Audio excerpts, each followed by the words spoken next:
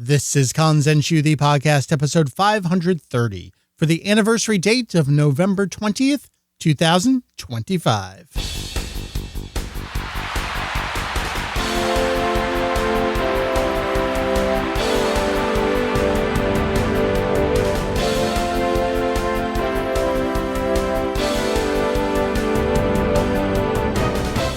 Hello and welcome. It is Wednesday, November 19th, and we are going to attempt to record our 530th podcast. My name is Mike. You may know me as VegettoBX from Kanzenshuu, and with me here today is, well, it's just me right now. It's just me. But, folks will be joining me here. Hey, thanks for joining me. To the date, 20 years since I recorded my first podcast with Julian. Exactly 20 years ago today, I'm recording the intro and the surrounding stuff for this podcast here on Wednesday, November 19th. We launched the episode November 20th, 2005. Coincidentally, had no foresight for this, but that's the anniversary of Dragon Ball itself. Dragon Ball Chapter 1 debuted in the 1984 number 51 issue of Weekly Shonen Jump on November 20th, 1984. Many years later there, on November 20th in 2005, we launched our first podcast episode here. At the time, Kanzenshuu EX. Now, of course, DaiZX plus Kanzentai equals Kanzenshuu. So why don't I bring it around back to the actual beginning? Welcome to Kanzenshuu, the podcast, an extension of the all-encompassing Dragon Ball fan site, Kanzenshuu. We cover anything and everything Dragon Ball in hopes of enlightening and a little bit of entertaining. Hey, that feels a lot better. That puts the right foot forward for me to continue this episode. Folks, 20 years. We've had a lot of celebrations here on the podcast recently. By recently, I mean the last couple of years. We did episode 500 a while ago. That was a big retrospective extravaganza. I enjoyed that. There have been a lot of other, let's call them celebrations. Obviously, we lost Akira Toriyama. I wouldn't say we celebrated that. We celebrated his life, that's for sure, with a big podcast episode. We had a lot of thoughts and reflections as a part of that. This episode's going to be a little different. You're going to hear us dive back in time for sure. You're going to hear us reminisce and think about the podcast from its earliest days to the current days and the future, of course. Again, my name is Mike. I have been around, I think, for every single episode except one. There was one regularly numbered episode. I let Heath go rogue. Pretty sure that was the Heath and Corey episode. I'll let him have that one. But as for this episode, what do I have on tap for this episode? I'm going to start off by talking a little bit about what we talked about 20 years ago.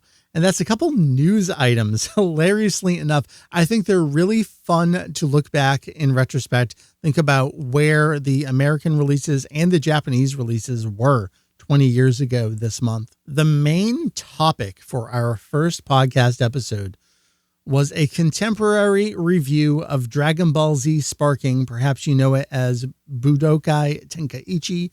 Perhaps you know it as Budokai Tenkaichi. You'll hear me say this again later in the show, but yes, our podcast was contemporary with the PlayStation 2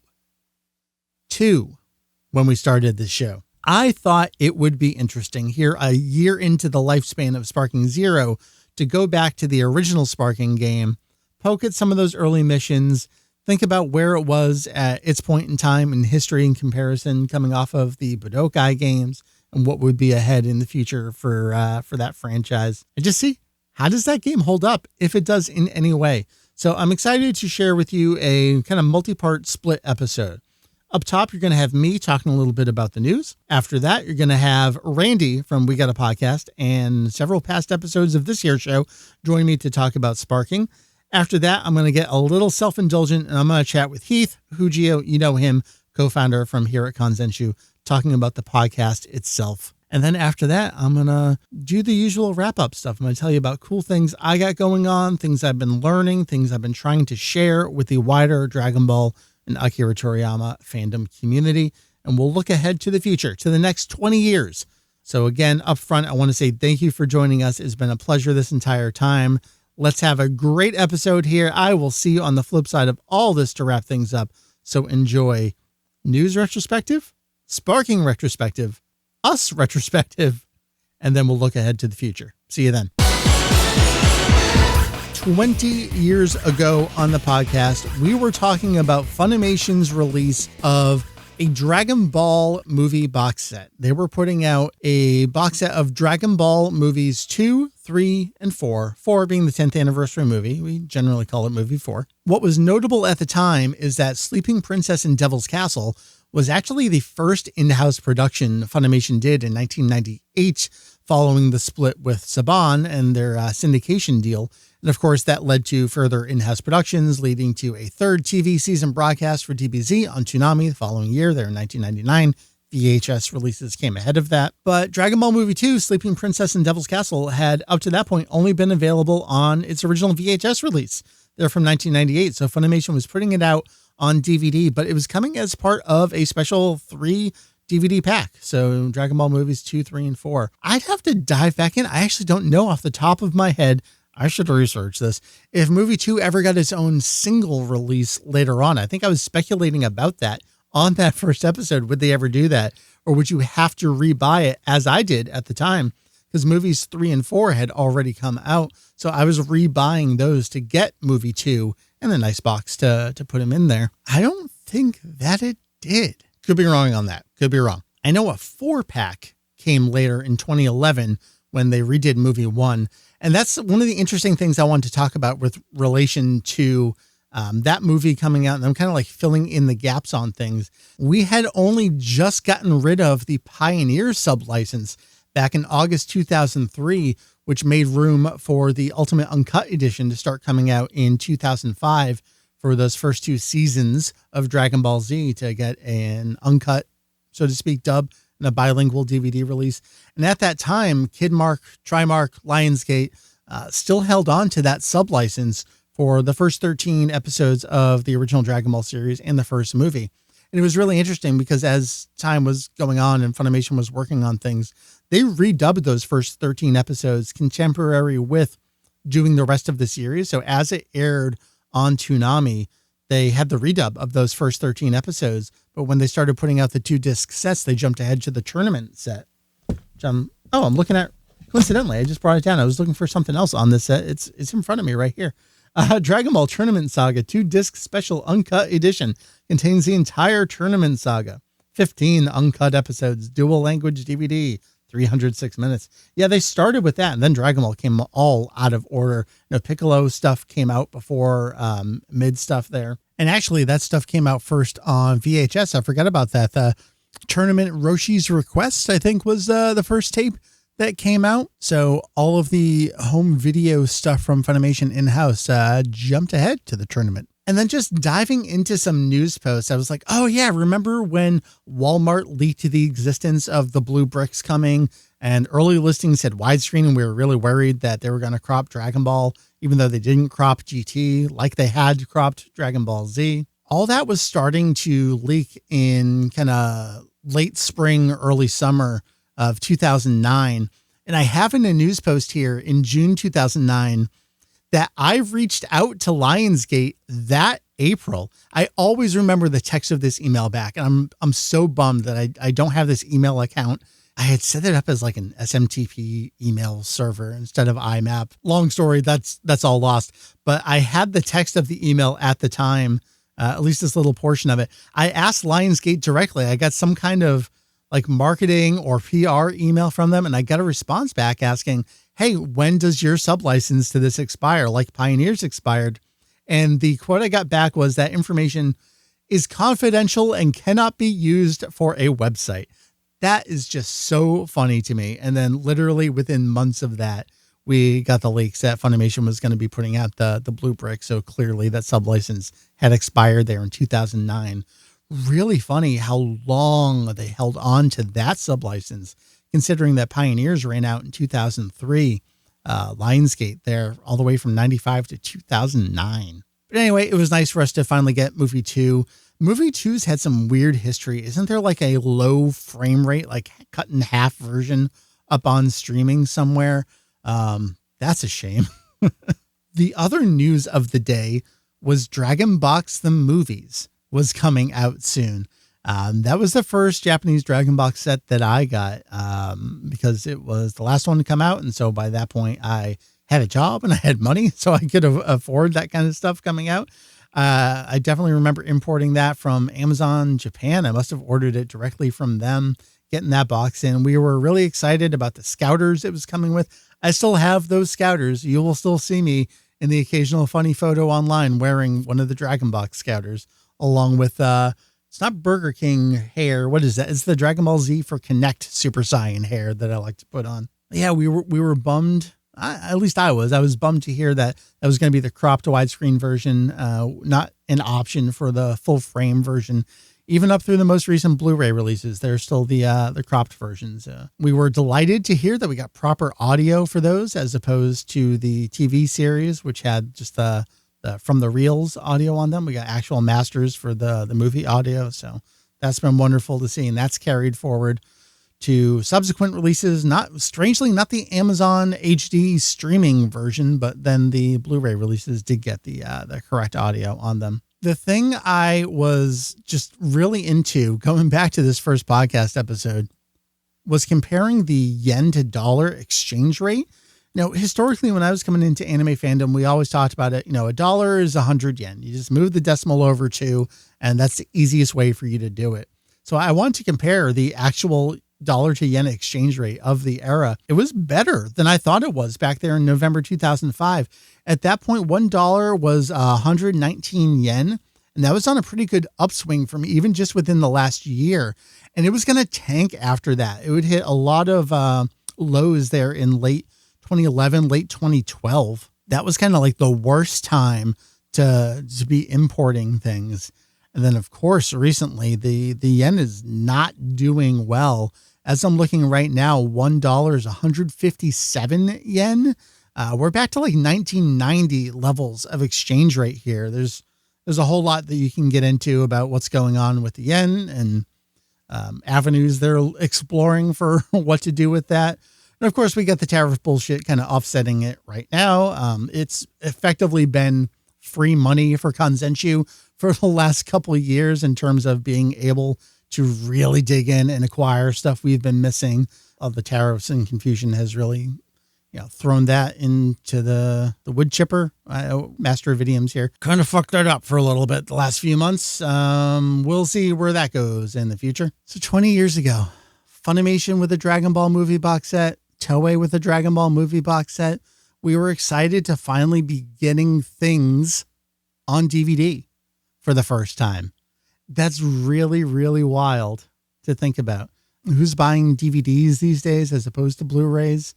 No one's buying physical media. I would argue there's never been a better time to buy physical media than right now. So in the spirit of catching up with 20 years ago, that was a little bit of the news. Let's jump ahead to the same topic that we had 20 years ago today.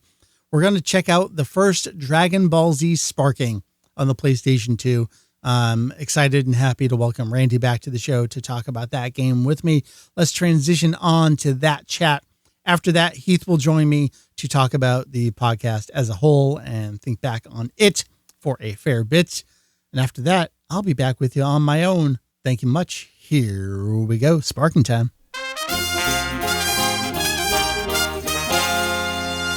Somehow, Sparking has returned.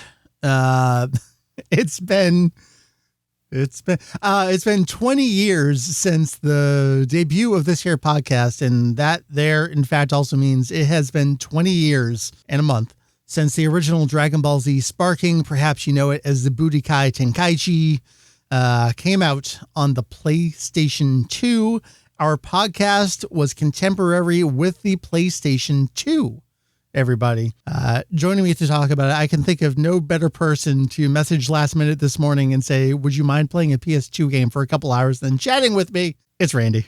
Yeah, man, I couldn't say no to that. I am appreciative of you being here. You're a great choice for a couple of reasons. One, you're available. Number two, yes. I don't know if Sparking Superfan is the right way to describe it, but you're certainly a proponent and advocate for the current Sparking game, Sparking Zero, which really seems to have taken a beating over the last year.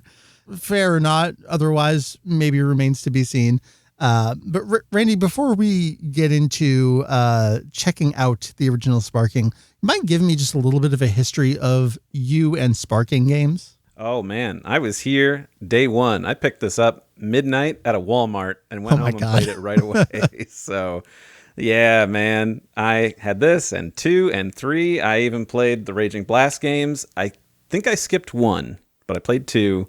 And then, of course, Ultimate Tenkaichi, which it exists. Don't hold it up. Don't show that you have it. No. Just every time I turn away does not mean I'm grabbing something off screen.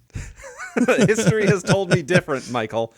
But yeah, played that, and then of course been big into Sparking Zero, and it's a fun series. After playing this again, I don't know how it lasted past this first one. Oh, buddy, yeah. I do want to talk about what kind of time frame we're looking at here.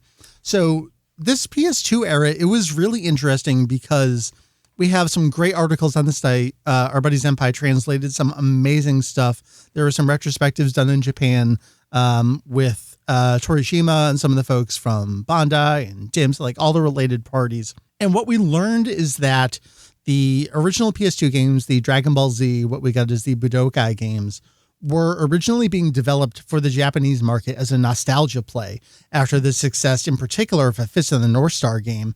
And what's really interesting is those games came out first in America compared to their Japanese releases. And so there's really just been this kind of like built-in assumption of, oh, they made these for the American market because the dub was really big over here. Like that's completely coincidental and incidental. And they were not looking forward to that at all. They were surprised when the Americans came over to them and said, can we release your game over here? So it was just a funny situation for DIMS. So we get 3 of those games. And they continue onward. We get some other stuff too, like Infinite World and things. But then the Sparking games begin here in 2005. And it flips a bit there, where the Japanese release comes first. And then, within a week or so, it's pretty fast. It's not like the year-long delays some other things have had in the past. So they just kind of like ran out in quick succession. But this is where I'm going with is for me and for my playing of this game. I think some old folks may remember that for a brief period of time, I was staffing at a convention here in New Jersey called Anime Next. Ran the AMV contest there for a couple of years.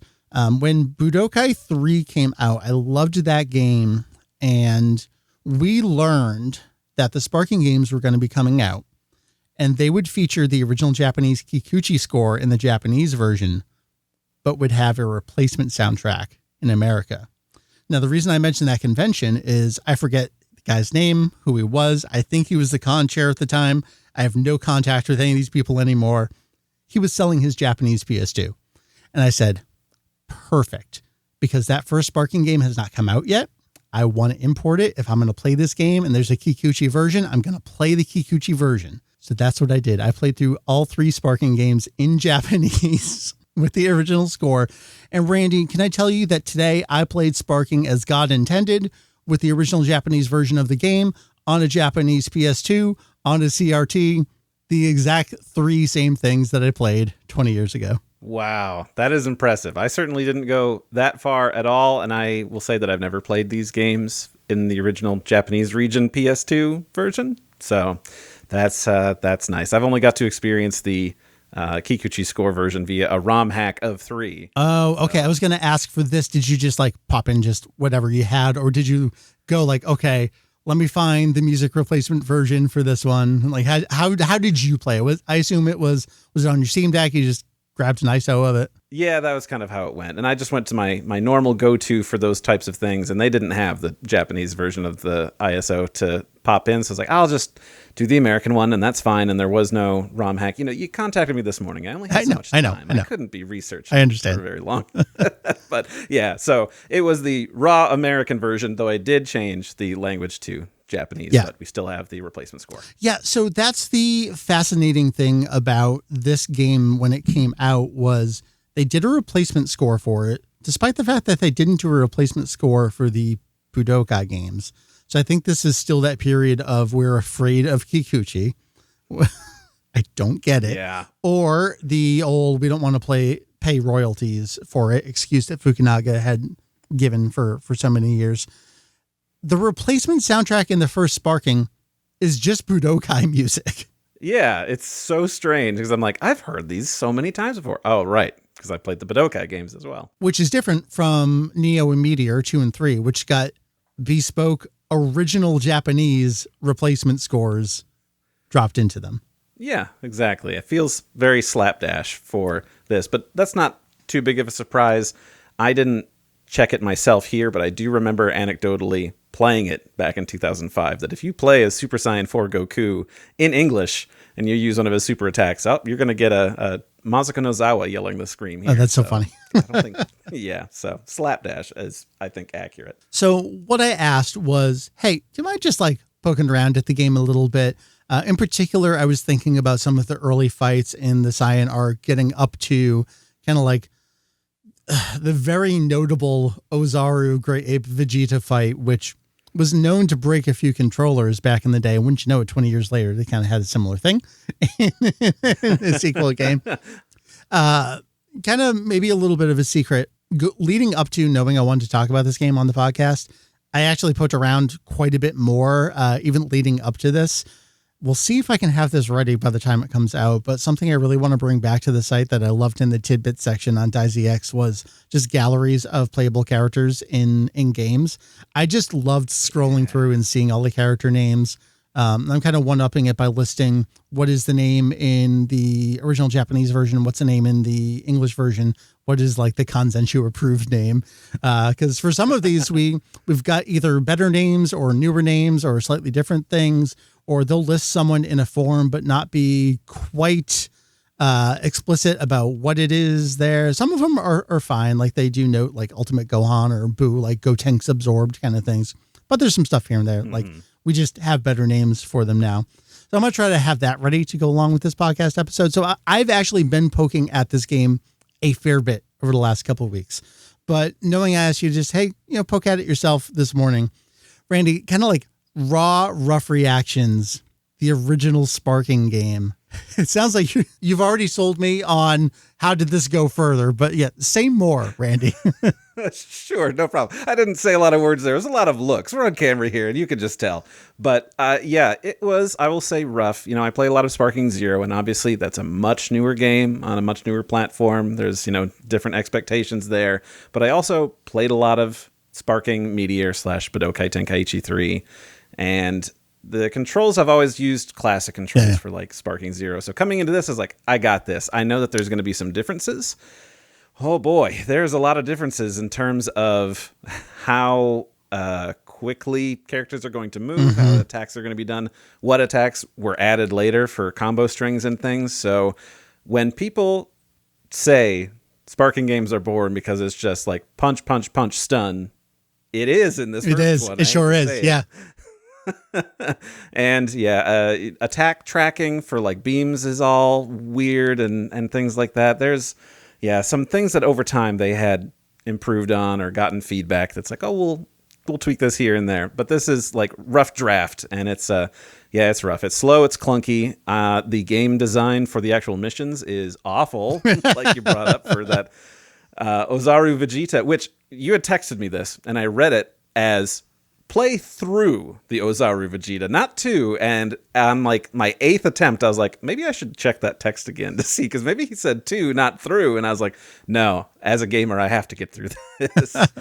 So I did. I did look up an old YouTube video of like, how is everybody else doing this? Okay. And what were they doing? Was it just spam Kamehameha? Yep, fly away, cheap charging, and just keep doing that. I'm like, great. Good job game designing this, you guys. You've really incentivized people to have fun with your game. What this game reminds me of is I think people forget this game at this time in this form the same way they forget DBZ Season 3 dub as it was actually on Toonami, as opposed to the orange brick dolling up of it. Like, that's not actually reflective of how it originally was. And Meteor is not reflective of how this game originally started here. It is really, really rough for me. Yeah, there was a lot of, okay, I guess I am just doing the punch, punch, punch, stun, maybe flip back, do an attack kind of thing. There was also a lot of, I can't really get out of what's being done to me. So you just let it go. Defensive options and timing. I felt really excited when I would hit the guard at the right time and they would get stunned by, me blocking or teleporting behind them, which is much easier to do and command in the other newer games that they've made since this first one. Yeah. I'm not sure that I didn't bring this up because we were doing story mode. I had forgotten the whole approach they were doing this of you talk to Popo and I guess you were just an unnamed character and it's like, oh, you have to release Shenlong's locked away memories by going through the Z gates. I'm like, that's interesting. I totally forgot about that. That's fun. Yeah, and of course I was playing through it in Japanese in 2005, so I didn't get any of that at the time. It was entirely new to me. That's all it is. Just a thinly veiled thing of like, play through the story and that's going to be that. Yeah, this was I don't want to say the start of, maybe it was the start of, oh boy, we're doing Raditz Taboo again. And I don't know if I can keep doing this. And we would get that over and over for years to come still at this point. But I think what's really interesting with this game is they were coming off of 3 games from another developer entirely. And they knew folks were going to look to this and it would be a new game. That was more clear in Japanese than it was in America, where they kind of forced the Budokai sub-branding into it, where there is none in Japanese. But they're still coming into it knowing like, oh, we just had 3 really fleshed out games, or at least it got fleshed out by the end of the 3rd one. Like, so you're going to start over with 20 characters again? Like, you can't do that. So I thought it was fairly impressive to see a somewhat comprehensive, there is representation from the original Dragon Ball through to GT. You've got little Goku, you've got Tao Pai Pai, you've got the Turtle Hermit, and then you get up to the end and you do have, Super Saiyan 4 and Super 17 in there. You got some movie characters, you got Kula, you got Bojack, so like Janemba. So they had all the representation from the Budokai games. And then they kind of went above and beyond and like, all right, what's some movie characters or some other folks we didn't have in here? Which I thought was a smart move, because then that allowed them to bank on the look at how many characters we have angle more so than anything else. Yeah, absolutely. Something to differentiate it and also be like, yeah, I know that you've already bought these other Dragon Ball games, but this offers something new and different for you. And it might not be great, but quantity over quality. But look how many we have. Right? Yeah. Something we just started talking about before we got into the actual topic here. We were fact checking some things. This is a really interesting time for Dragon Ball because we are well post serialization, but we are also pre-Kai. We're even pre-Jump Super Anime Tour special. There is nothing being made other than video games that requires a voice cast. And we're literally in the process of losing people as this game comes out. We've already lost some that have come before. Hirotaka Suzuoki is here as Tenshinhan, and he will pass away the following year. So this is one of the last times we get to hear him as Tenshinhan in a game. When I was playing through those early missions, like, oh my God, this is not Midori Kawa. We've got the original voice here. Another one you were mentioning before we hopped on to the actual, we're saying we're in the topic, was Mr. Popo, where, as far as we can tell from last minute fact checking here, this is like an in-between, not actual voice actor. Popo's voice actor had passed away, and he would get a new one in Kai, but the Kai voice actor is not the one we have here. It's some other person, just kind of in between. That's going to be video games for a while. I don't think we understood at the time what we were getting and how that was going to shape the media to come. Mm-hmm. Yeah. I mean, it's that, like you said, it's that weird transition. And like, what do we do when we lose somebody? Are we looking for somebody who's going to stick around forever for this role from here on out? Or is it just whoever we got, in our agent list or whatever, like send them on in, they'll just do a fine job for this. Yeah. Who's in house at Aoni Productions today that can come record something? Because, I mean, we are talking about 2005 here. Kai won't exist for a few more years, 2009. We know at some point behind the scenes, Bandai wants to do a new show. Toriyama shuts it down. Torishima ends up suggesting something. If I had to guess, I would say Kai probably came together last minute pretty quick. So we're still like years off from any of that happening here. Yeah, this is really a come on in, play a character.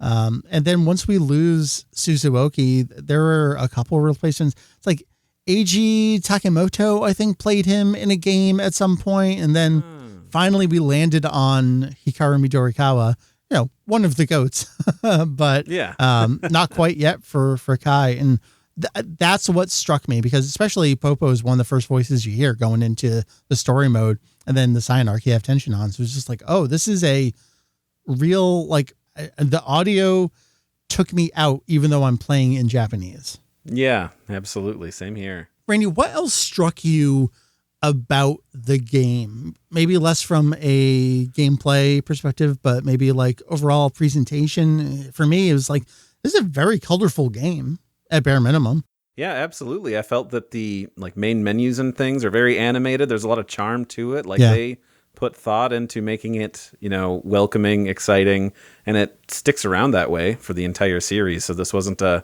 experiment and then it didn't work out. They're like, no, we're going to keep doing, stuff like this. We had, I'll say, an interesting CG intro for the start of the game. We Got a Power in Japanese, which is a choice to go straight to We Got a Power. Then the next game would use Head Chala. Then the third game would have an original song. Just a very weird series of events there. But this is the weird, the head things going on. Oh, yeah, that's what I'm talking about. That's the good stuff.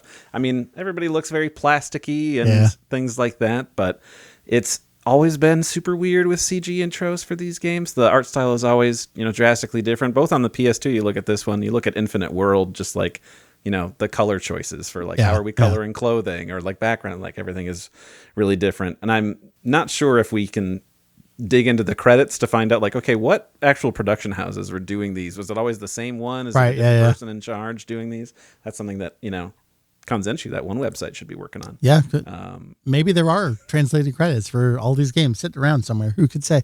What I thought about in the story mode was seeing the character models like, oh, these are stiff PS2 animations, maybe a little rougher even than I remember them being, but they look pretty good. And even within the stiff animations, they still moved well. There was the occasional like, oh, those shoulders are a little too broad kind of thing. But I don't know, just like all in all, I thought it looked pretty good.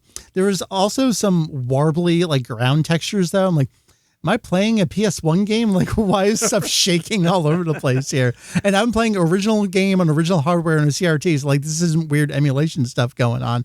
I just thought that was funny. Yeah, that is pretty neat and weird is kind of what I was trying to combine. It's pretty near. Yeah. I love Near. Pretty near. That first game's pretty good. Yeah, I heard. I don't know. I think the second one's better. Anyway, I think that those themselves, looking at them, if you're just looking at a screenshot, not with no motion, it's like, all right, cool. I see that you're trying to emulate the look of, modern Dragon Ball at the time. So that's looking pretty good versus the Budokai games, which are much more limber and flexible in their movements and much more expressive, but they don't match the art style of really anything Dragon Ball. It's kind of its own thing. So it's it's a differentiator. I think that's just the different approach between Dimps and Spike. Dimps would go on to assist with Street Fighter 4, and you can kind of see like their animation chops being put to use there. Dimps has worked on so many things over the years. Like it's hard to even list that their works. Some Sonic games. Some Sonic games for sure. They Sonic did Advance, I think. Yeah, I was going to say portable stuff. Yeah. And then Spike. Well, Spike is Spike. And we see these very rigid movements, but also just the way that the game works, where you're over the shoulder and locked on. I feel like anything overly animated would get in the way of continuing your action figures getting smashed together. Yeah, very true. The only thing that I think bums me out is for the story mode and those cutscenes. I mean, it's very boring, lackluster camera work. Same thing for the animation. Yeah, it is. Repeated cycles. Yeah, and I know that they were doing, Raditz through GT. And it is a PS2 game, but Right. But there were other PS2 games years before who looked really great. I mean, I'm thinking like Kingdom Hearts 1, their character models and their animation is incredible. You're comparing Square with Disney money to Spike here. I'm comparing Square with Disney money from 2003 to this in 2005. And like Dragon Ball is not a poor franchise. We could put some money into this, but No, Joey, we don't have money. We can't make good Dragon Ball. Sorry. Uh-oh. Randy, what do you think the legacy of this game is? Like, I poked around and I came away basically the same as you, where it's like, oh boy, this was rough. I was right 20 years ago. This is rough, and I don't want to play this game. And I continue to not want to play these games. I've had Sparking Zero in front of the TV for the last year, and I don't think I've taken that disc out of its case in 10 months. Like, this kind of just solidified for me. I just don't like these games, and I don't want to play them. And I think I've seen a lot of that in response to Sparking Zero, where it's like, oh, we got bamboozled. It didn't have blah, blah, blah. It didn't have blah, blah, blah. It's like, y'all, that's what this game is and has always been. Yeah. I mean, there's some things that came from mixed expectations, but I don't want to litigate Sparking Zero, which is a game I still think is incredible. But for what I think the legacy is, I don't really want to play this first Sparking game really anymore. Because it's, like you said, it's rough. And it's very clear that over the next few iterations, they really sort of nailed things down. After I finished playing this, I had thought, should I play Sparking Zero just to really feel the gulf between the two? Instead, I chose to play Sparking Meteor because it was 2 years later. How did things feel? Oh, man, I feel right at home in there. I don't feel like it's encumbered, especially in gameplay. I didn't go into, I did one story mode fight, and I think it was Goku versus Nappa, which I have to say, they really fleshed things out because here, the mission thing was like, oh, you can select and you can do fights here or there. They did have that cool branching thing where it's like, okay, you can train with Kudoden versus Yamcha. Now you can do the reverse for Yamcha this time. I'm like, all right, that's cool. But this one was, we only have a few missions to pick from. And when you go in to do the Nappa fight, you start off as Tenshinhan versus Nappa.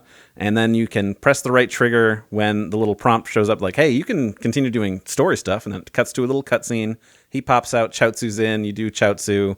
Then you can do his ultimate attack of, saying goodbye and going bye-bye.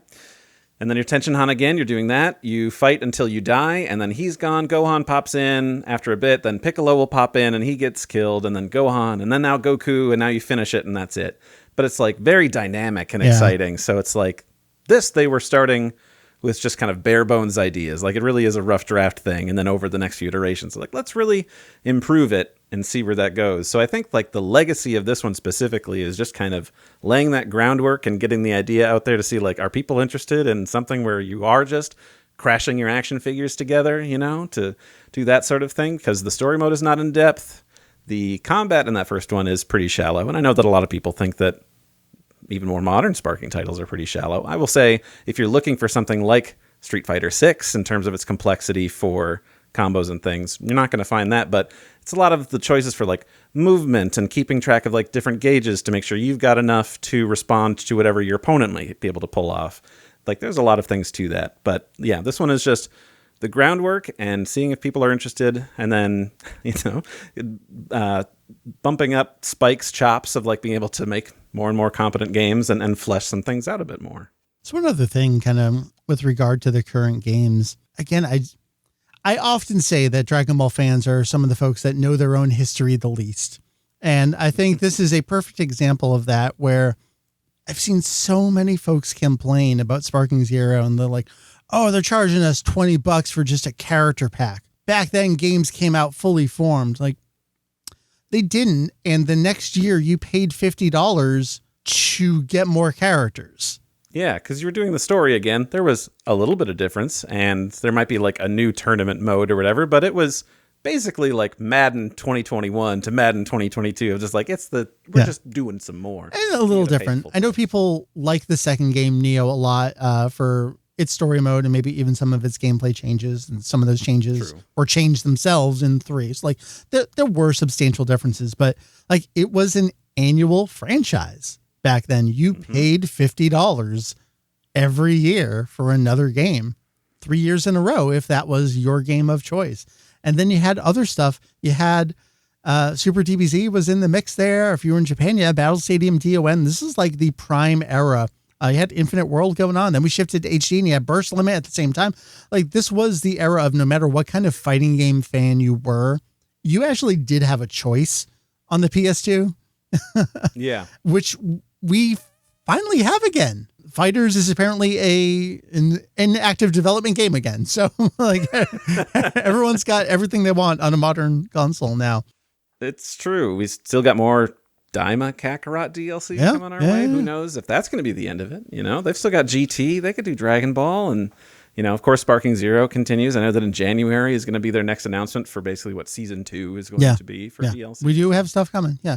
So I think that's another thing where it's just 20 years, they're two sides of the same coin, 20 years ago and today, 2005 and 2025 going into 2026. It's like there are a lot of options. The games continue to get updated. Back then it wasn't online. It was a physical disc you bought. And these days it's updates to the same game. I just don't want to play Sparking. I'm not going to make you, even though I think that if you opened your heart and gave it some time, you might, you know, like it, but you know, that's okay. I'm not going to be upset. I appreciate it. And I'm glad for those that like it. Randy, I think maybe my last question for you about the game is, at the time before we really got hands on it, coming off the Budokai games and seeing what this was going to be, there was a lot of talk about like, oh, we're going to finally get like a 3D version of Idainaru Dragon Ball Densetsu. Yeah. Poster behind me, which was a game on the PlayStation and Saturn. I know you love, I know I love, which was a really, really innovative kind of game where it was 2D, but you could fly around each other, even though it was sprite based. You would fly up and down, and the health meter was not a health meter. It was like this tug of war, and try to get it to either side by attacking. And that just felt, and you could have multiple characters on screen at once. And we would eventually get that with something like Tag Versus, which bizarrely on the PSP as opposed to on the home consoles. But it just felt like it was going to be a resurgence of that. And we hadn't really had anything like that. We had only had 2D player versus player on a 2D plane kind of games. Do you think it lived up to that? Will we ever get something else like that that's just so different, like a different approach to Dragon Ball fighting? Right. That's a really great question, because I know that, like you said, in the lead up to this and even to something like Xenoverse, I was like, yes, we're going to finally get something that is feeling like Idainaru and have that sort of, that special sort of something. But they delivered different things. And I don't know, over time, I kind of felt like we don't have to do that game again. I went back and I played it, and I'm like, I have a lot of nostalgia for it. At least playing through the story mode, I'm like, I don't like having to like just let a character die and just let the power meter move to their side over and over again. I'm like, but if I want to get the best ending, you don't have to. Yeah, I don't have to, but I'm gonna, because I'm crazy. So, yeah, I mean, this has kind of like the same things of like you can fly around and you can, you know, at least maybe not this one. I'd have to go back and I'd see what 2-player mode is like, but where you could have a team and you could tag out. Like, they're not in there at the same time, but at least you've got, you know, a few unlock. Which really, what are you doing?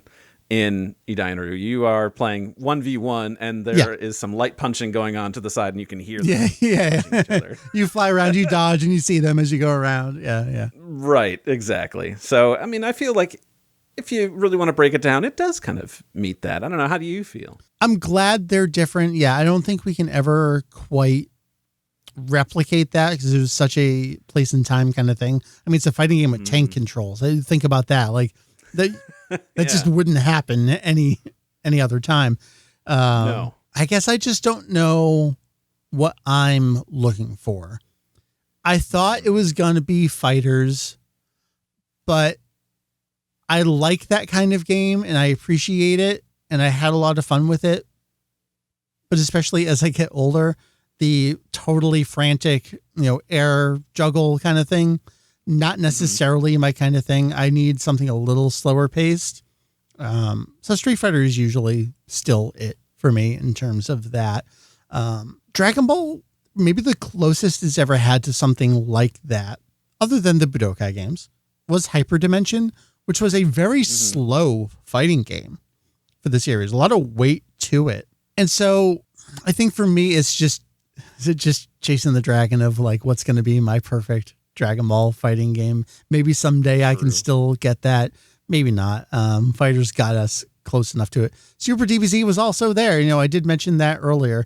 I probably would have liked a 2D plane kind of game, but man, that mid 2000s for these Dragon Ball games, what an exciting era. I think that's what I take away from this more than sparking itself was its place in time and thinking back to it and what that time was as a fan, especially as someone, you know, I think back to 2005.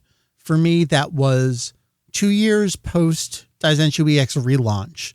So Julie and I had been running the site again, you know, as our like, all right, this is what we're going to do. Like we knew who we were, why we were doing what we were doing kind of thing. I had graduated college already. I was working. So like, I can put myself into that place in time and think about, okay, you know, the dub is, let's say for lack of a better phrase, wrapping up. I have a bigger theory that I need to hash out and talk about with someone at some point, which is the raw existence of Funimation's English dub set back Dragon Ball documentation by 10 years. There's a lot for me to get into about that. So when I think back to 2005 and like where I was trying to like right the ship, for lack of a better phrase, with myself and with our own work, and it being pre-Kai as well, it's like this really magical time of it's just in the public consciousness. It's not capitalism machine, even though it is, even though it definitely is, because these video games were the vehicle for that. They specifically started making these games to make money off the nostalgia market. I mean, I guess that's a curse of getting older. Is, you know, you think about where you were at that time and how it affected you. That's what I take away from Sparking more than anything else was its time in Dragon Ball video game history and what was going on surrounding that. Especially as we move from GBA to DS as well. Like the PS2/DS era was just absolutely beautiful. Oh yeah. You had Origins coming 1 and 2 on the DS, right? Yeah. So that was, I don't remember what year and it was. Don't you forget about Hurricaneru Densetsu. Or Attack of the Scions. Yeah, absolutely. Well, that was Kai. That was Dragon Ball Kai in Japan. Well, still. Yeah, DS era.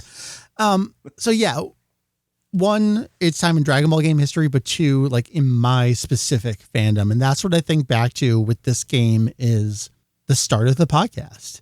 And all right, we've got the site established. This is what we're going to do and how we're going to do it. What else can we do? What's interesting to me to try? And that just gets into more of what I've talked about several times over the years, where I look at you and I think, you know, I didn't know you in 2005. True.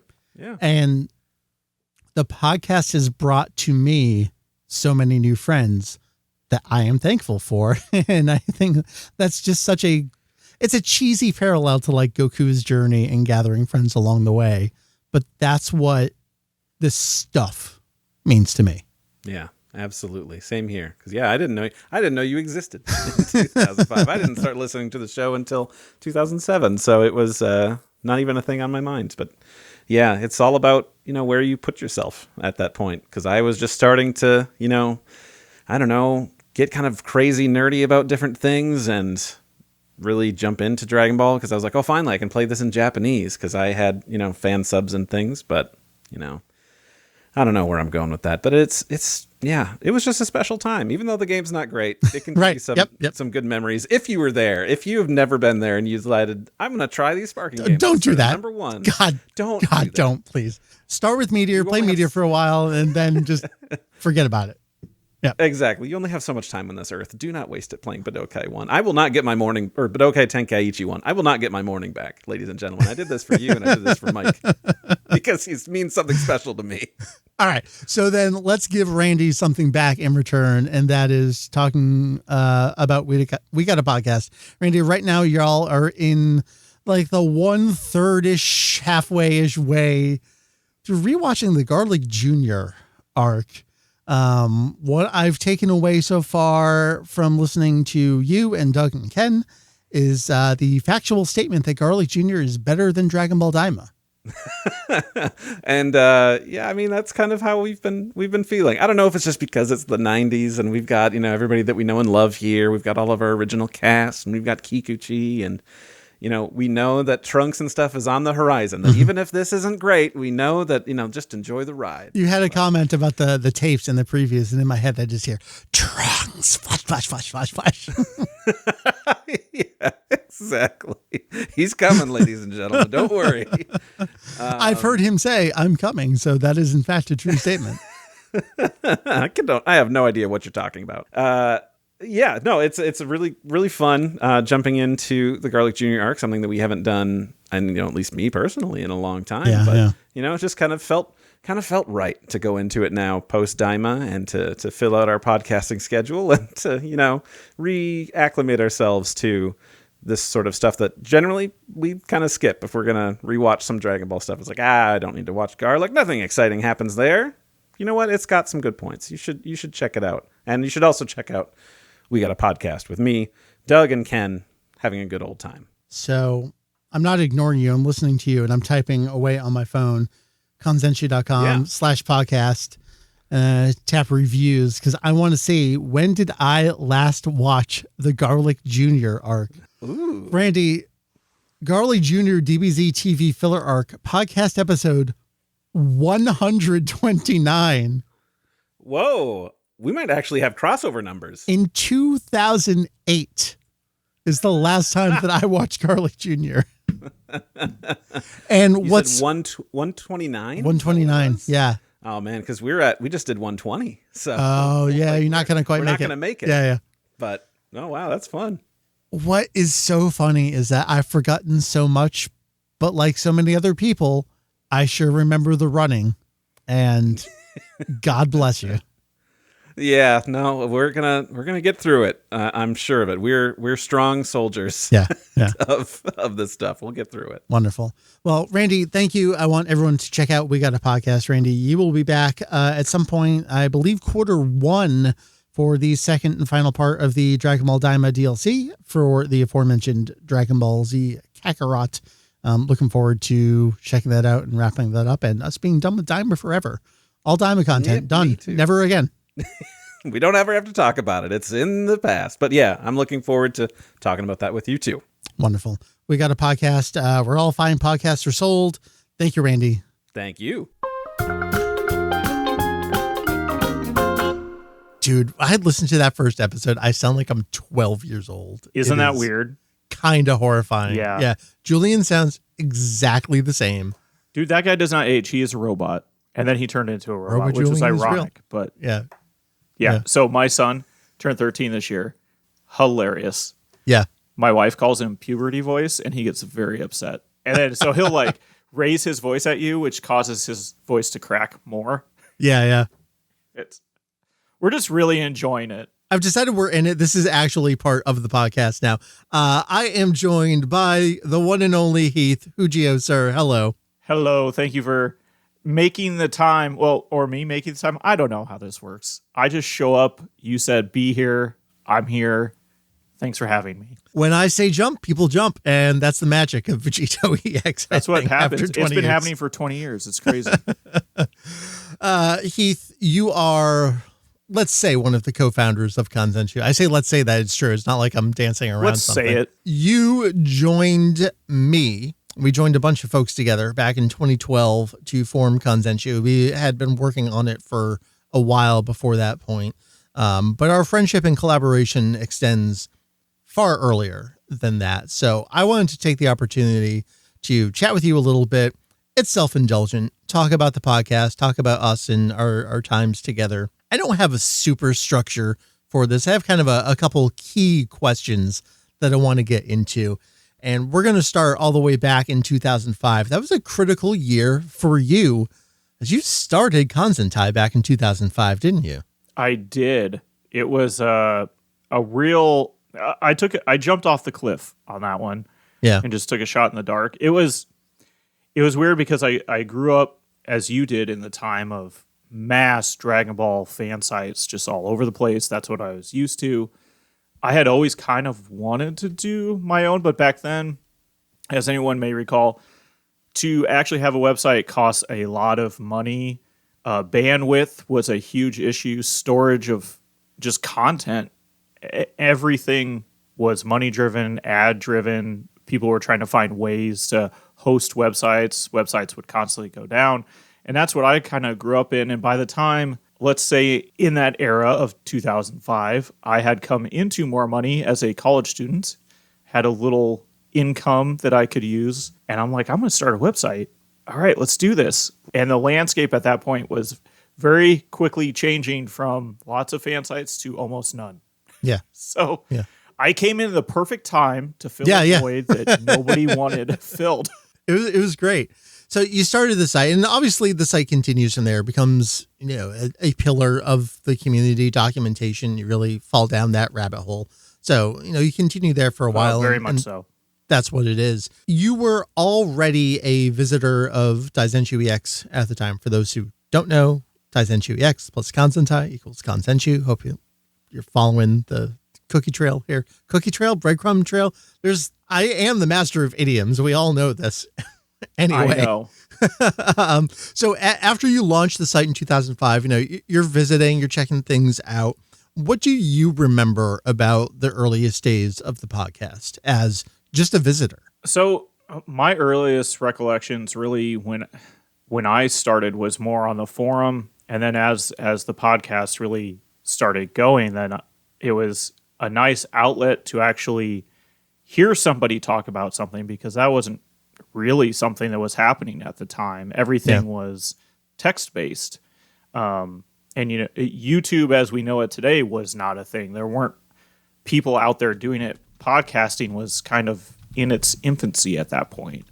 And so it's just kind of neat of like, whoa, I can actually hear somebody talk about it. I can listen to it while I do other things.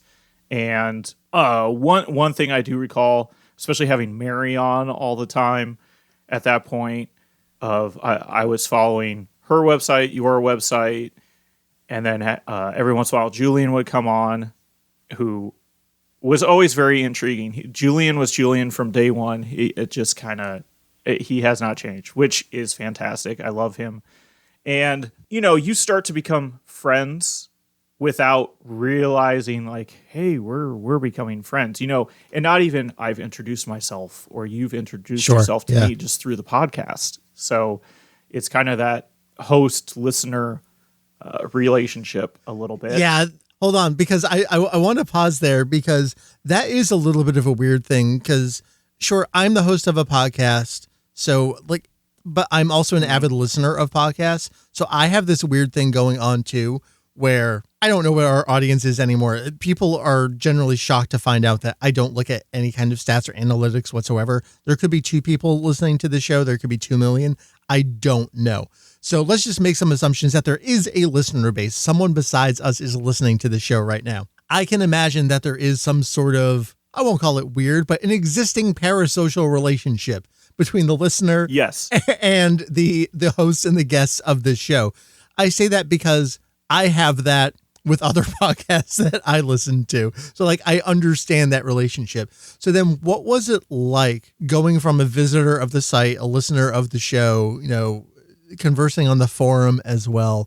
I was just double checking again. I think the first time I invited you and Jake on was to talk about the Jump Super Animator special. So that was 2008. But you had also with Desiree done the When Mary and I Got Married, because that was also 2008. You did the Secret Wedding podcast. Yep. So you kind of backdoored your way into the podcast before actually joining the show. Well, yeah. So at that point, I believe I had joined Twitter almost at the same time as you had. And so that's where a lot of kind of our interactions started happening a little more frequently, was on that side. And oh God, Twitter was 2006. So we had kind of built up a relationship through that. Yep. And then that's when it was like, well, I had worked with Desiree on a lot of different projects, and, Jake being my cohort, it was like, hey, we should do something kind of nice. Because at that point, we were really all of a community still, kind of like a pseudo family type of feeling. So, hey, let's create our own podcast. This would be really fun. They won't know anything about it, and we'll just kind of throw it out there, which I believe you then end up putting in the feed. Yeah, I did. It should be in there. And I know I've messed up the link many times over the years, but I'm pretty sure I have everything in there now. Yep. So it was always surreal at the beginning of like, and it sounds so weird saying this, but at the time when you're kind of like on the outside, the peripheries of this social group, and then you're kind of let in, you're just kind of like, oh, wait, is this for real? How did I get in this? Oh, I ruined it for everyone. Once you meet me, you realize I'm just an absolute fucking goober. I know. But I think that's what has carried on even through today. The social circle may be constantly expanding, but it's all like-minded people. We all get along. We all have common goals. Honestly, we're just decent people, and I think that makes it so much easier to deal with most of us. Like, I think we're all pretty grounded in reality, except Randy. No, I'm just joking. It is kind of the surreal moment of like, hey, I'm in the cool kids club. How the hell did I get here? But then once you're in there and then you just realize how common people are and how nice everybody is, it quickly dissipates and you're just there. Then we just started going to work on a bunch of random stuff, and here we are. So yeah, that is interesting when you think about the timeline from first joining the podcast as guests in 2008 to really within a couple of years, we had already decided we were going to fuse sites. We were heavily at work on that over the course of the entire 2011 calendar year leading into 2012. So, I mean, it wasn't that long for that transition from not really knowing each other to like relying on each other. And I do still rely on you a lot. And I rely on you more, if we're being quite frank. There are the occasional 6 a.m. text messages. I'm like, fuck, help. Yep. And that's okay. Half the time, I either have already seen it or am aware. But there are times that you do send it, and I had no idea. Because 6 a.m., I'm just getting up, and you're an hour ahead of me. So, what do you remember, either from the early days of joining the podcast as kind of like a regular ongoing guest, or even to just becoming a more permanent member when we fuse sites? Like, what are some of your favorite topics that we've had or conversations, either being a part of or listening to yourself? Well, I think in general, I just like the evolution of the podcast itself and how it's changed over the years. Early on, we did a lot of things, and by we, I mean you, like Mary's top 5, we'd have these consistent topics. We'd go through and, hey, we're going to have a set schedule of weekly, and then we're going to have all this. And I like that as our lives have all changed, it's kind of evolved to a point where we can definitely have a structured episode, but it's more, hey, you want to come listen to a bunch of friends talk about certain things, and what topics do you want those to be? And for a while, I mean, we would take audio questions, email questions. We do a lot of that type of stuff. And I always really enjoyed those episodes. I think my favorite portion really was having Jeff on and doing the GT review of Awesomeness. Which is completed and just sitting in a hard drive somewhere. Absolutely done. Yeah. So, a lot of those types of shows I really liked. I liked having the ones where we are going to do this review like GT, but it's going to be spread out, and then in between we're going to do different things. But early on, I just really liked the structure and how it naturally evolved into kind of what it is today. It was kind of like, we know what we are. We've been doing this for 20 years. We have our audience. They're here with us. If we just go and talk about this totally random thing that nobody knew about, they're here. And I think that's really cool. It doesn't have to be a set, structured schedule constantly. that we're able to kind of free flow in between different things. I think a lot of that is for me just what my own interests and discoveries have been over time are what lead to those evolutions of the podcast.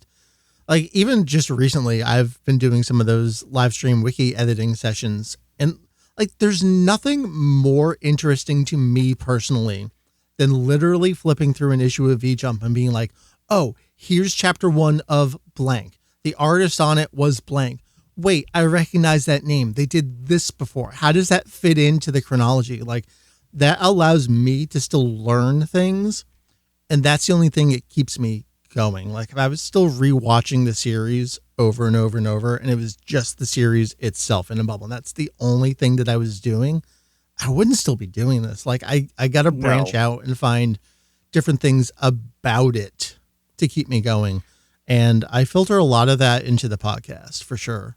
Oh, definitely. And I think just the evolution of the franchise in general greatly matches kind of our evolution as a podcast, where we went from, hey, we have these set series that are all done. So we're going back through those, we're rehashing, we're reanalyzing all.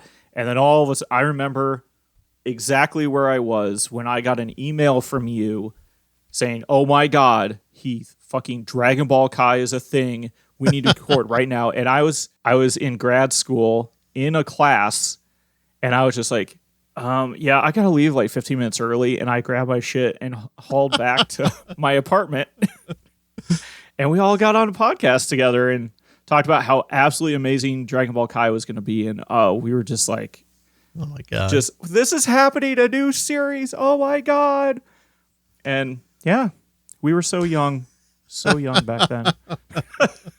You know, I think about that, and I also think about the approach to covering the series. And by that, I mean the new stuff as it did come out. Kai wasn't so much of a thing that we reviewed, because I felt like once we saw its trick, it was like, well, what else do I have to say about it?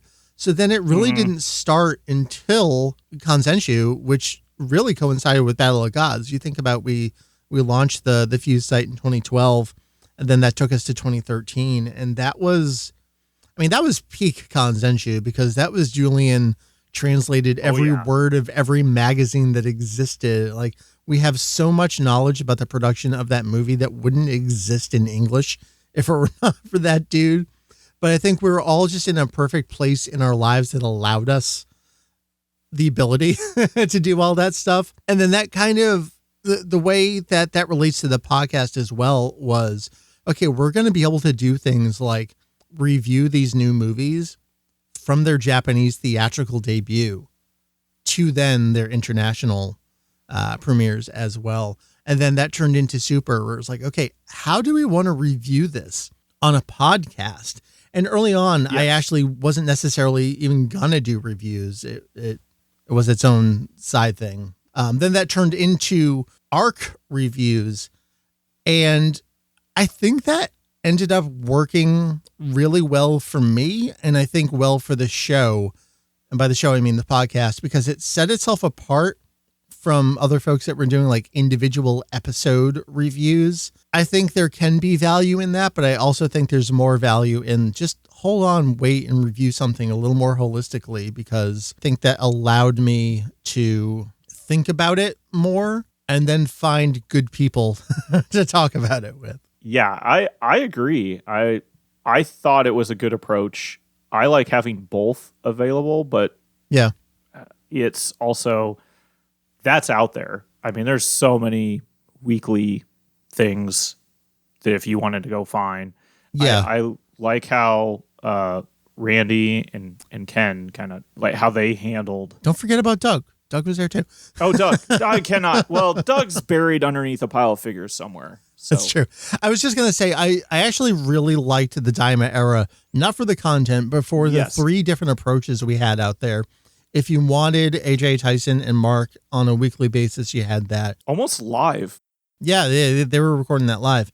Sometimes it would be like an hour within the airing of the episode. Right. If you wanted bi-weekly, Randy, Doug, and Ken. And then if you wanted split down the middle, And then at the very end, you had us. So you could also kind of see how folks changed over time. You know, I've mentioned to Randy a few times, like you can hear the moment in audio recording that like broke him on that show.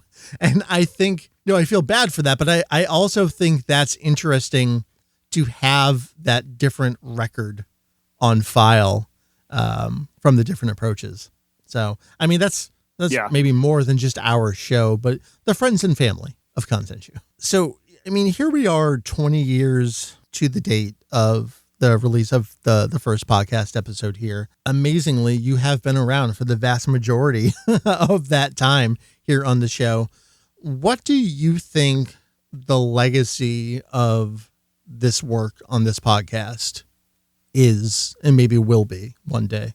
I honestly think it's very much in line with our website philosophy of archiving things in the moment. There are so many times that you've gone back to look things up from pre-podcast, pre-Kanzenshuu EX days even, where, hey, here was the sentiment of the community, here was the opinion of the time, because there is always a sense down the road just because of how human memory works. We all thought this at the time, and you're like, well, no, actually, if you go back and look, and I think that's a big part of what this podcast is, because we have reviewed so many things where we have even changed our opinions slightly one way or the other of in the moment when a certain product or production came out, and 10 years later we go back and look at it, does it still hold up? And you're like, you know what? I was kind of wrong. And I can go back and pull a clip of me saying something really stupid, and here's me nowadays contradicting myself. And it's just human nature to change and evolve, but it's always nice to go back and have that legacy of what was the sentiment at the time.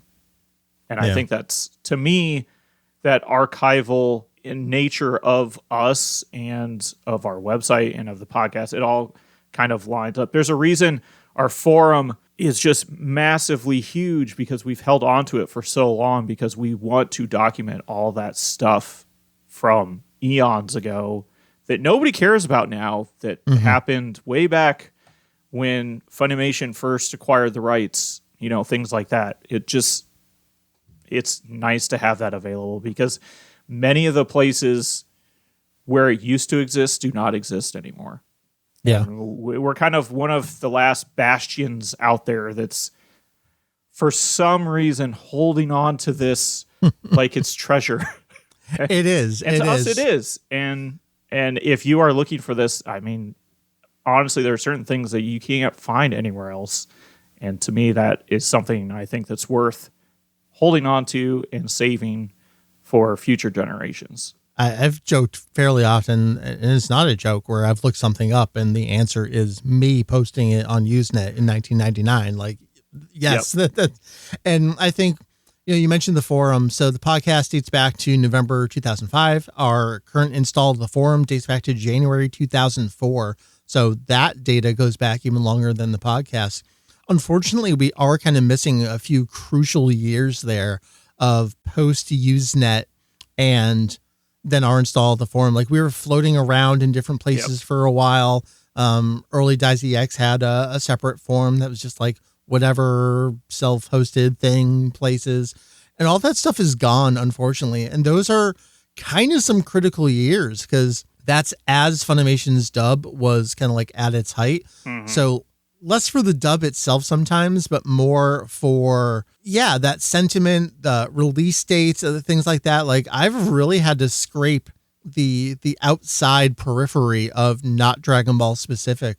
Like when I was working on the season page for the wiki, trying to really pin down, like, you have to take into consideration that things changed. Like, September 11th happened, and the schedule of Dragon Ball changed because of that. So release dates that had been listed were not correct anymore because real life stuff happened. So digging into like different forums and archive sites. And I was working with some like Toonami wiki folks, and they were able to really dig up stuff I would have no idea about. That stuff's really important, and I'm glad that I was able to find some of that stuff. But yeah, because of the technology and the .com crash of that era there, like, yeah, there are some key years that are just obliterated. Like something that is impossible to do now. I've always wanted to do, but because it's tied to those years, is tracking down the earliest days of the usage of Mystic Gohan. Yes. Is gone because it happened in those years. And so who knows? No one will ever be able to find that kind of thing. Yeah, just tracking down things that happened in Japan pre, 1998 is significantly hard. And that was one thing early on. When you start a website like we did and you're just in college, like there's no forethought really of, well, gosh, I need to build this in a way that I can make sure it's a legacy that carries on. You're just like, hey, I'm having fun and I have a website. Woo! Yeah, I've lost a lot of early news posts. Like I've pulled what I can from 98 and 99, but yeah, we've lost some stuff there. But it was, really when Son Goku Densetsu and those books came out. Oh, yeah, that was the first time they had really put in there like, hey, this broadcast date, this is why this episode did not air. Oh, yeah, like baseball games and that kind of stuff. That had never been. Fuji TV was just like, hey, we've got this information. We'll throw it out there. That was nowhere online. Anywhere. Yeah. You could not find that. And so there's a lot of stuff like that, even from those eras. Hence, we collect the original Jump and V-Jump, and you go through a lot of that stuff. It was only in print medium at that point. And so you can't do a Google search and go find that. So then you're just getting deep into the weeds of like, hey, we're just going to track all this shit down. So I'll give you two examples of things I'm literally doing right now for dates. Mm-hmm. One is the various V-Jump festivals. After that launched in, I think it only went from 94 to 1999. I've got a page about it right now. But finding the dates, there are only two. They did Tokyo and they did Osaka. Finding the actual dates for those events are only in the pages of V-Jump in the summers of those years. And so what I think is so interesting about V-Jump Festival in particular is because it was for a publication like V-Jump that covered a broad range of video games, there are so many different fandoms that want to know about that stuff and have like weird half citations about it. So you'll have like a Resident Evil wiki. You'll have the Chrono Trigger wiki that reference V-Jump Festival. But because those folks also don't have the issues that say what dates they were, they can only say themselves, V-Jump Festival 1995. And so it's been really interesting seeing what the crossover for a lot of that is. So, all right, do it myself. I'll buy the issues and I'll find the dates for it. But the other one I'm hoping to wrap up with a box I'm building right now, and I talked about this on the live streams, was V-Jump again. So it started with 3 trial issues, and then they did another trial run of 4 issues, and then they rebooted for real with the July 1993 issue. The original trial issues say nothing about dates because it was a very haphazard kind of thing. The second trial run, the end of each issue tells you, hey, the next issue is going to come out on blank date. Great. So that gives you the dates for 2, 3, and 4. But the trial issue before the second trial issue doesn't tell you when issue 1 is coming out. So what do you have to do? You have to go buy Weekly Jump from about this month and a half span and see if those issues tell you when that issue of V-Jump is coming out. There's an ad for it. Yeah, you hope there's an ad for it. And why is that important? Well, like Dub and Peter 1 is in there. There's Toriyama manga. You'd like to know when the actual release date of that magazine came out. It's just cool for historical purposes. There's other Dragon Ball video game coverage in there, and just like knowing the date for it. Well, you can't ask ChatGPT when this trial issue of V-Jump came out. That doesn't know it because Kanzenshuu doesn't have the date for it to regurgitate to you. So yeah, it's bullshit like that. That again, going back to what we were talking about earlier, like that keeps me going. It's always the hunt for like, okay, I'm working on this and I thought of this and well, I need that piece of information. So I got to go look over here to find it. And I always just hope, whether it's the podcast or the site, I hope there's a future version of maybe me that forgot that, I got to go back and listen to myself 20 years from now and see what I said. But I just hope there's someone out there that's like, hey, I want to know when blank happened. Oh, they got it. Okay, great. And I hope they don't have to think twice about it because it's just done and it's just there and available to them. And they don't have to go to the lengths that we have to go to find that stuff. And I think that's what I want the legacy of the site and the podcast to be, continuing to care about that long form preservation. And by preservation, I don't mean of the source material itself, whether that's the right holders or other folks doing work out there. That's not my job. That can't be my job. I'm not really interested in doing that job. I'm interested in just telling you when things happen and who said what at what point. And I hope we can continue to do that for as long as possible. And then on the podcast, talk about those things. For me, this is really is sharing the excitement about that. I hope that's what comes across to folks when they listen to the show, is that I am genuinely interested and excited about that kind of stuff. And I hope it can infect someone along the way. Mike's just chasing that high. You know it, man. There is no better high than finding a V-Jump tape, man. Come on. Yeah. I mean, I remember all these things that impact your fandom and the things that happen. And I remember the very first Kanzenshuu that I purchased. Me too. And was just waiting for it to be delivered in the mail. And I remember the smell of the book and pulling it out of the box and flipping through it. Those are the moments that you remember. Yeah. And that's kind of a lot of what we are doing right now is we're following these trails and, sleuthing around and what are we going to find? And I know it's out here somewhere. It has to be. Yeah. Let's go find it. And it all stems a lot of times because somebody randomly asked some dumb question and we're like, you know what? I want to know that. Yeah. You know what? You're right. Heath, what was your first Kanzenshuu? Kanzenshuu 3. Oh, interesting. Yeah, I had some options and I was like, I want to go with one of the animation ones to begin with. And you ordered it? I did. Well, actually, was it Rachel? I think that sent it to me. Really? She had an extra one. I believe so. Okay. Yeah. Cool. And then I ordered online. I found a really sketchy website and I ordered Kanzenshuu 1 was my next one. Turns out that was a bootleg. I've got Julian's Kanzenshuu 1 bootleg over here myself. Yep. I still have it. And then I ordered I can't even remember, just random places. I finally started finding things. A lot of it was through eBay. Yeah. And so really collectively, that was the first thing I owned Dragon Ball related. I had a full set of Kanzenshuu. And then after that, it was off to the races with everything, which is a problem to have. My first was at Otakon 1999, which is the first convention I went to. In the dealer's room, I bought Kanzenshuu 6. I was like, well, for me, it was like, oh, this is a self-contained one. And, it covers all this stuff together. So if I can only get one, I only have the money to get one thing here. I bought that. And then I bought a bootleg CD that's just called Dragon Ball GT, which is most of the songs from GT. It doesn't have Machine Gun. And then it has most of the songs from the live Hironobu Kakeyama album. It's like a weird mishmash of the CD, but I didn't know. I think it's an Ever Anime CD. I didn't know at the time.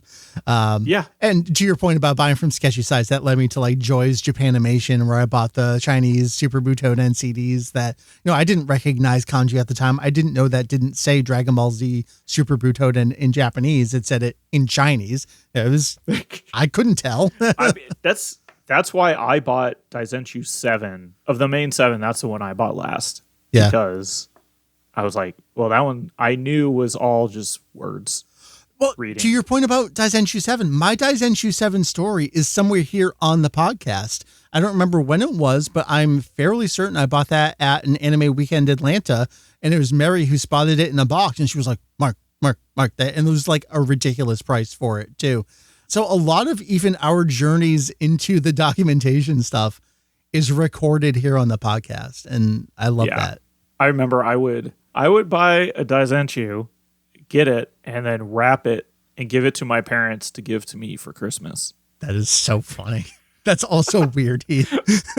It is, because I was just like, well, I'm just going to I mean, at that point, I was, a freshman, sophomore in college. So that's another thing that I think about a lot is the age difference at the time. Like, you're only, 2 years younger than me? Not even? Yeah. And Julian's roughly like 4 or something. And then we all hit our 40s. Like, it doesn't matter anymore. Nope. It's all the same. But I will continue to rag on those 35-year-olds. What do you want or would like to see still happen with the podcast in the future? And that's going to be my last question for you. I think that's a really insightful question. Thank you. As the host of the show, I appreciate that response. You're very well. I'm here to give platitudes, as many as you would like to accept. I don't know.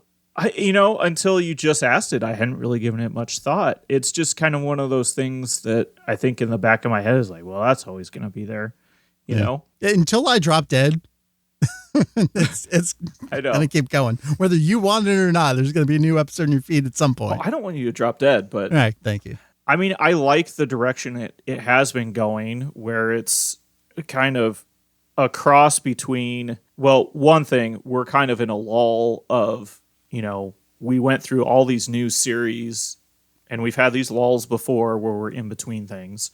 So I'm sure at some point there will be something massive and our hair is going to be on fire and whatnot. Yeah. But I like having these down moments where I think it kind of gives that true trajectory of where we're going. That is just, we're going to have fun. We're going to do what we want to do.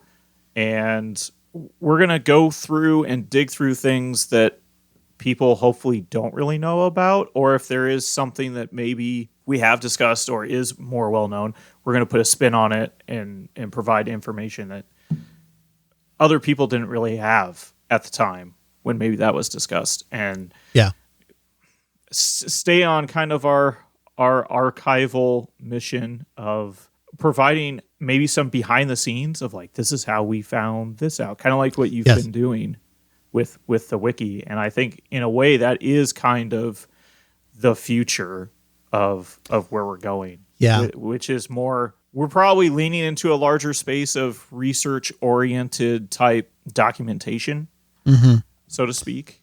Yeah, but I love the storytelling aspect of it too, and you've been hearing me do a lot of that with things like the title page popularity poll and even just these dates. I think that speaks to what you're just saying there is like, how are we going to do this? The other thing it reminds me of is what I love the most is actually just answering questions. So even less I love writing the stories and just the raw facts on things. But when someone has a question, especially a bizarre esoteric thing that's like, that is a Mike Labrie question right there. Like, those are the things that I love the most and brings me so much joy to be able to do. And I want to do that with the site and with the podcast in particular. I've talked about this where a lot of times I use the podcast as like the test bed, the planning ground for what will become either, an FAQ or rumor guide, some kind of larger guide on the site. I'm going to continue doing that. I think that's going to be a continued trajectory of the podcast mixed in with the expert analysis along the way for, as new things come out too. So I hope that's what people want, because that's what I'm going to do. And I'm 100% on board with that, because I agree. When we've done Otakon panels, when we've done Q&A podcasts, like, I love those. Yeah, yeah. And I'm usually pretty transparent about, hey, we don't know that, or I don't know that, but we're going to go find out, because now I'm intrigued and I want to know. Yeah, because you want to know, I want to know. Yeah. And we're going to go find an answer. So it's going to cost $300 and a box of magazines, but we'll figure it out. I will say the one thing I don't like is Q&A questions where it's like, I'm just trying to stump you. I want the approach of, I'm coming because you have a legitimate question that you don't know the answer to, and you're putting it upon me or the podcast or the site to provide you an answer because you legitimately care. Yeah. I hate going to like panels at cons and somebody's just like, I'm going to be a dick and ask this question because, one, there may not be an answer depending on how you phrase the question. or things that just drives me crazy because it's just like, why are we trying to one up everybody? Let's just, come on, ask me a legitimate question that you want to answer for. I'm so thankful the last 2 Otakon panels I did, they were all like real questions that were great. Good. Like that. There was no one that was like, I'm going to stump you or I'm going to ask a totally irrelevant question. Heath, we've gone for a while now. I've dragged you away from your work, your family. I only do it so often, but I appreciate these opportunities. We don't get them as often as we would like these days. So it always means a lot to me when you can find the time and do this. And again, I know this is incredibly self-indulgent, but I need this every once in a while. This is for me. This is not for anyone else. This is just for me. This is just, I got Heath for an hour. So this is what we're doing. Take advantage, man. Heath, let's do it Japanese style. Please, a comment for the audience. Thank you, everybody, for 20 years. Really appreciate it. It has been a pleasure to be along for the ride. I have thoroughly enjoyed it, the ups and the downs. And if I could talk, that would be nice too. Thank you so much for coming along with us on this crazy ride that's called Dragon Ball. A bunch of balls for dragons and monkey boys. That dragon ain't got no balls. I don't know, man. This is what this show is now. It is. We're degenerates. It's happening.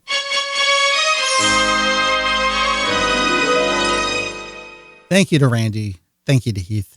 It's Mike back with you here to wrap up the show.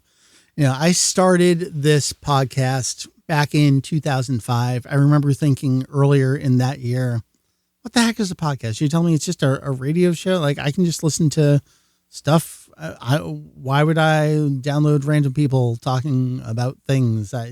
Who cares? And then wouldn't you know it, I was one of those random people talking about things online, and people probably looked at the show and said, who cares? And I don't blame them for it, especially going back and listening to that first episode again. I sound like I'm 12 years old. Julian sounds exactly the same. I wanted to do the podcast, though, because I was looking for new ways, new cool things to do stuff with the site. Julian and I had relaunched Kanzenshuu EX in 2003 after I took my ball and went home for a little bit there in college. Having previously launched all the way back in January 1998 with my site. We all know the history here. Started with the links page, became Vegito EX's homepage, became Kanzenshuu EX, became Kanzenshuu EX, became Kanzenshuu down the road. I was just looking for new things to do. We thought we had done a lot of what we wanted to do with the site in terms of guides and lyric translations and all sorts of stuff there. I just wanted to try something new. So I went down to Radio Shack and I bought the worst mixer they had and the worst microphones they had. We plugged them in. Folks, when I tell you the setup I had back then to record things was the most convoluted possible setup, I am not lying to you.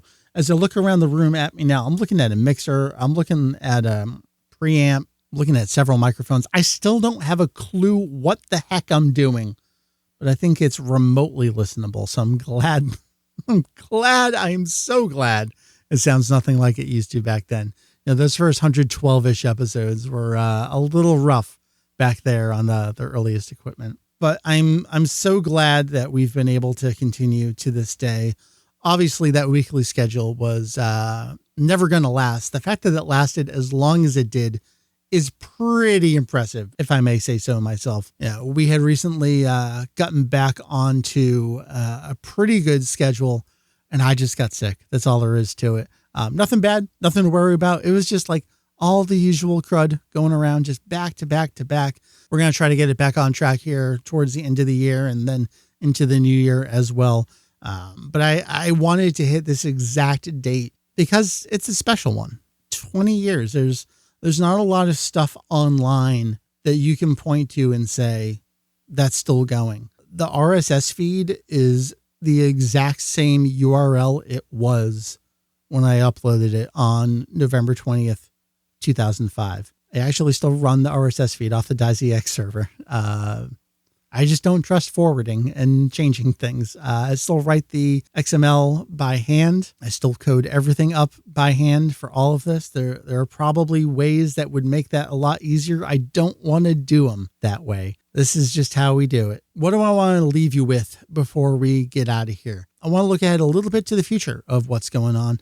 And some of that you might see from some of the live streams that I've been doing. Initially, I just had a little time to spare and I just like, hey, I'm just going to do some VJump research online, do some wiki editing. I'm just going to live stream it. And if anyone shows up, great. Otherwise, I'm just going to get some work done. And I've done 3 of those recently. They were a lot of fun. They got progressively longer. Actually, no, I think the middle one was the longest. And then the last one, I kind of finished early. I was like, well, this is everything I wanted to do. So I cut it.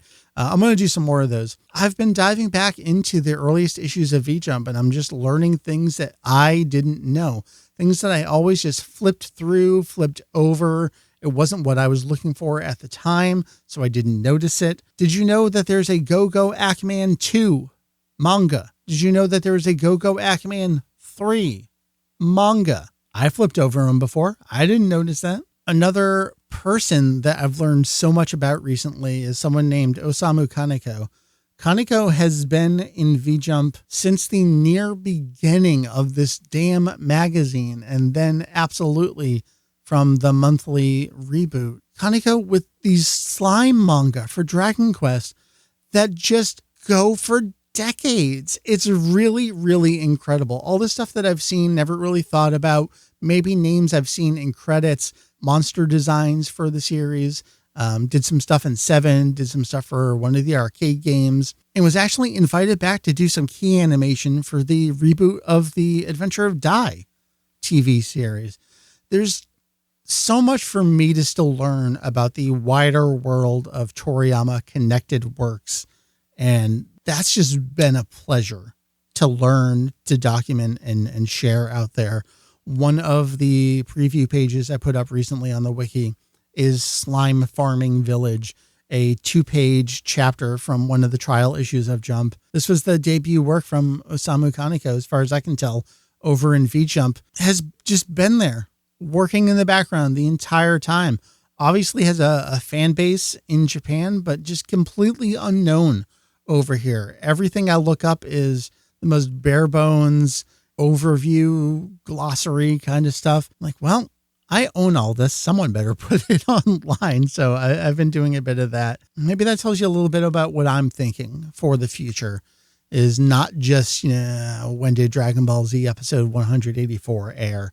I love that. I think that's important, but there's so much interconnectivity among the wider Toriyama world that I want to make sure is known and thought about and remembered. That's been top of mind for me over the last few years here. Let's say the last year in particular. Lots more I could say, lots more I could share. We've had a heck of an episode though, so I'm going to leave it there. I'm going to share a few things with you on the way out though. www.kanzenshuu.com. That is kanzenshuu.com. Your one and only resource for all things Kanzenshuu. May I also kindly remind you of patreon.com/Kanzenshuu. All we want to do is keep the lights on every month. That allows me to do anything and everything Kanzenshuu, because I don't have to worry about it. Y'all take care of us. That is so appreciated. You just join for $1 just to show your support. Want to join at that $5 level? We would love to have you hang out over in the Discord with us. Lots of good conversations, usually about Nintendo. May I also remind you of grabyournearest.com, aka twitch.tv/VegettoEX. I feel like often I've been plugging the Saturday night Mario Kart streams, and every time I talk about it on the podcast, we are off the upcoming week. I am sorry to say that if you're listening to this on November 20th, we're off this weekend. We'll be back the following weekend. Thanksgiving weekend, we should be back on schedule, carrying forward for a little bit there. That is all your favorite Dragon Ball podcasters, friends and family of Kanzenshuu. It's actually a super show. It's got podcasters and AMV folks you didn't even know. Come join us Saturday nights while we throw shells and bananas at each other. We would love to have you in chat. With that said, I got to get back to work. There's a lot of stuff to do here at Kanzenshuu. I have been Mike. For me, for Heath, for Julian, Jake, everyone who's ever been a part of this show, I am appreciative to and for you all. And I want to do this for another 20 years. So that's the plan. I'll see you again for 40. I'll see you for episode 1000. Let's make 2026 a pretty good one, huh? Thanks, everyone.